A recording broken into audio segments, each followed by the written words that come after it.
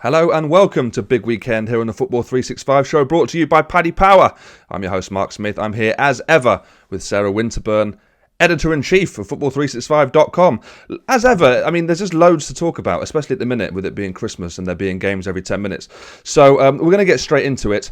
If you like the show, don't forget to like and subscribe and also press the notification bell so you never miss a show ever again going forward. This is Big Weekend, brought to you by Paddy Power. Right, Sarah, let's start with Manchester United versus Aston Villa on Friday night.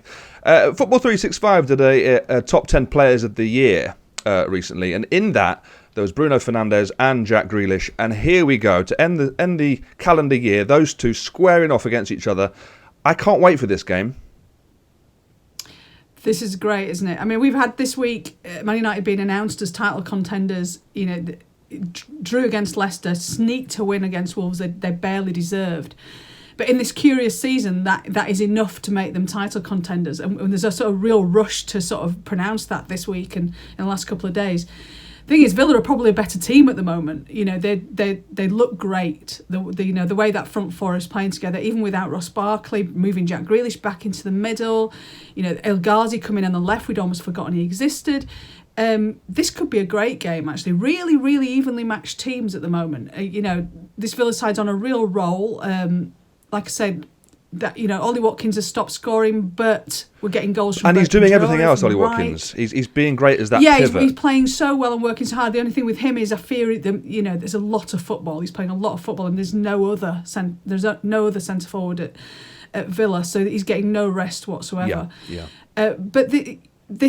Friday night, New Year's Day, this is the way to start the new year, isn't it? This promises that 2021 might be a little better than the shit show we've gone through in the last 12 months. Yeah, it's a game that I can't wait for. I mean, I talk about Jack Grealish.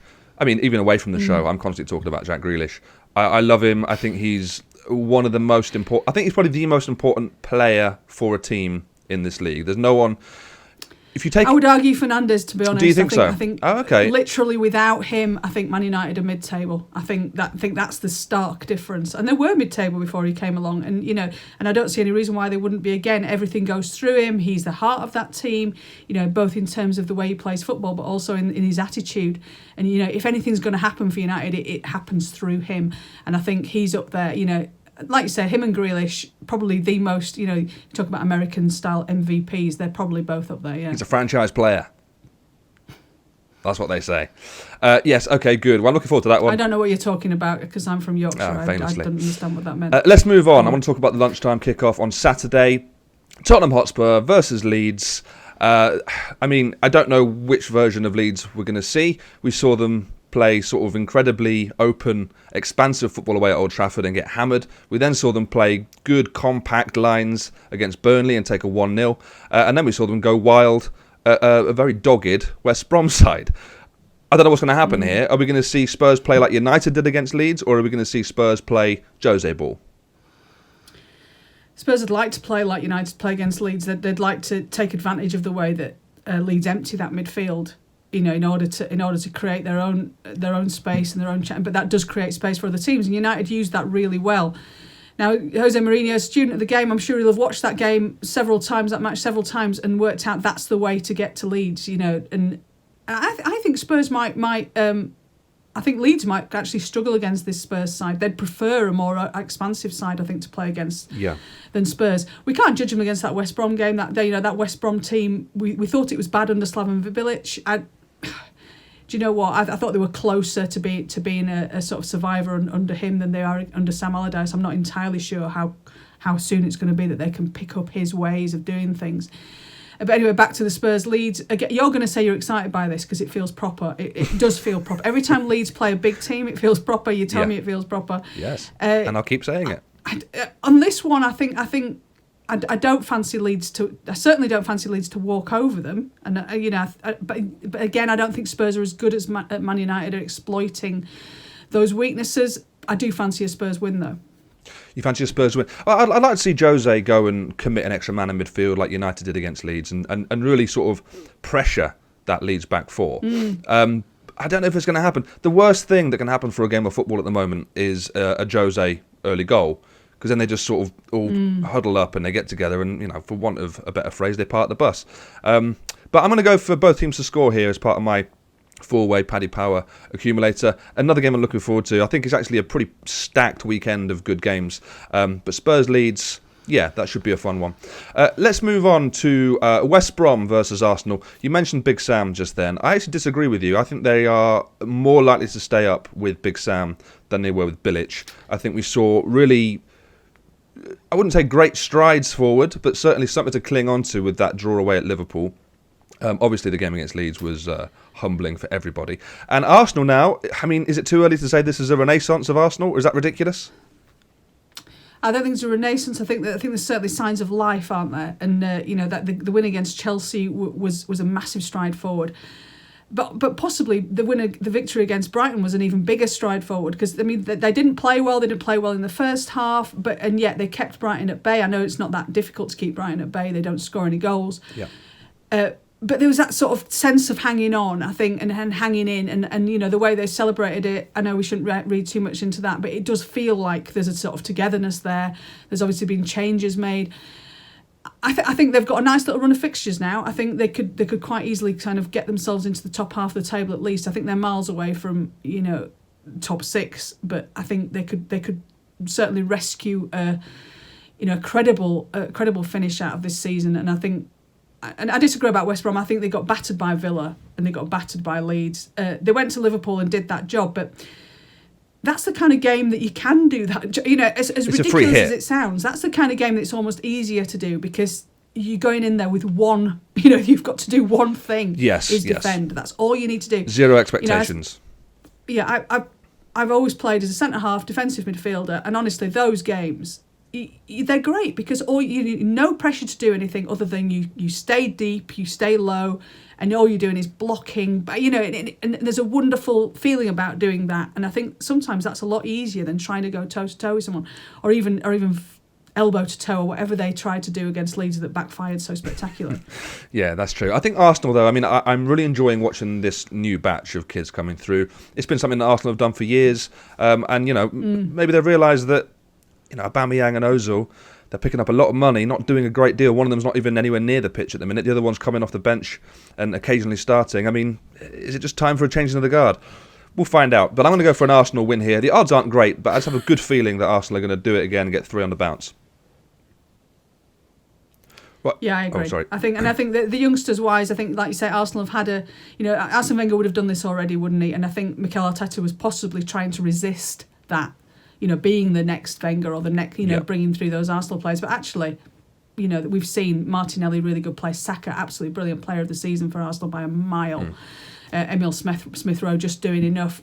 Couple of changes in January. I think we'll finish sort of 8th or 9th. Yep, okay, good shout.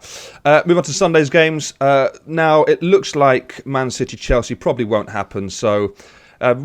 there's a risk that we talk about that for 10 minutes and it doesn't happen. So let's talk instead about Newcastle versus Leicester. Leicester, fantastic away from home. Newcastle, they've got to stop the bleeding soon, because this is looking like it could be a very, very tough second half of the season for them. It does. I think they could quite easily get pulled into something. But then I always think that. And then they pull off one win in 3 and that kind of just pulls you clear. All the statistics say that Newcastle are playing some of the worst football in the Premier League. Your eyes tell you they're playing some of the worst football in the Premier League. They've got a really difficult run of fixtures over this period, and they really could get pulled into it. There's a theory that Steve Bruce has only been saved any kind of pressure because there are no crowds, because you can imagine what the Newcastle crowds would think at St James's Park of the kind of football that they've been putting up. Bringing in better players, bringing in Callum Wilson in particular, bringing in a goal scorer, hasn't made them play any better. They're still playing the same way. It's just that somebody's taking a few more chances than they were before. And and Newcastle fans are quite right to want something a little bit more exciting than that. To be fair to them, though, I'd say that they've obviously been very negatively hit by COVID. They've had some key players out, and it looks like it's been been pretty long term already, and that could stretch into the new year. And without the likes of Saint-Maximin and Lascelles, they are probably 2 of your most important players, and Newcastle were doing pretty well up to that point, I think. So maybe it's about getting players back, maybe a few deals in January and see what they can do. But Leicester, I think, are going to be too strong for them, particularly for Leicester away from home. I'm going to go for a Leicester win as part of my accumulator. Jamie Vardy keeps getting faster and better with age. I mean, I can't see anything other than that. Yeah, he's still going to be scoring at 52, I think. Red Bull, Skittles, vodka. I think, we all need some of that. Yeah, absolutely. Right, let's talk about the final game of the weekend. Is it a weekend? I mean, Friday, Saturday, Sunday, Monday. Does Monday count? Who cares? Last game of this round of fixtures. It's Southampton versus Liverpool. Liverpool versus are they still a feeder club to them? A former feeder club, certainly. It's a game that I'm looking forward to again. Every game this weekend looks great. I love how you're just looking forward to everything. I know, but there's nothing else. Sarah, what else is there? What else is there at the minute apart from constant, relentless football? It's just food and football, isn't it? Yeah. It's just like, when can I eat and when can I watch football? Those are the only two questions you need at the moment. Exactly. Yeah, still believe Liverpool are going to win the title. I don't think there's any doubt about that. Unfortunately, this fixture would have felt a bit more exciting maybe a month ago. Southampton, unfortunately, have hit a little bit of a roadblock. Just feel a little bit like it's dried up. Nothing's going terribly badly, but nothing's going terribly well. Yeah. And you can sort of see Liverpool probably sneaking a win here, or quite a dull 0-0. So I'm not looking forward to this as much as you are, but I prefer a sandwich. Yeah, well, that's the beauty of this time of year, isn't it? But look, Liverpool, I agree with you. I think there's something about Klopp's team. Okay, let's take out that draw with West Brom. Let's put that to one side for a moment, because actually, in most games, I feel like with any Klopp team at the moment, you could take out half the first team and they'll still grind out a win.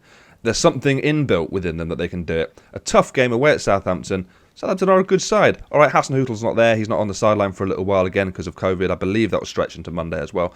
But I just see Liverpool overpowering them, just going through them. And they have that ability to score goals at any second of the game, no matter how they're playing. And with that in mind, I'm going to go for Sadio Mane to score any time against his old club.